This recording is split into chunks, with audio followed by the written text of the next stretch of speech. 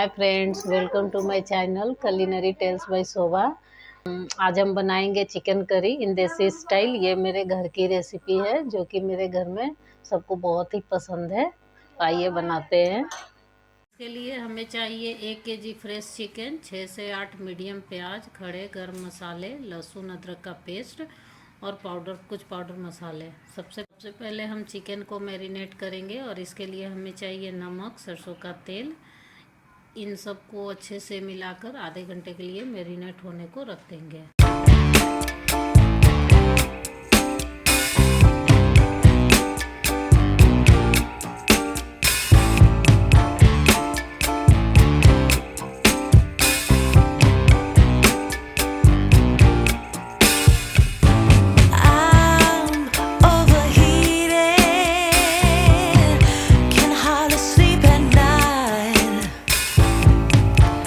Doing crazy dreaming.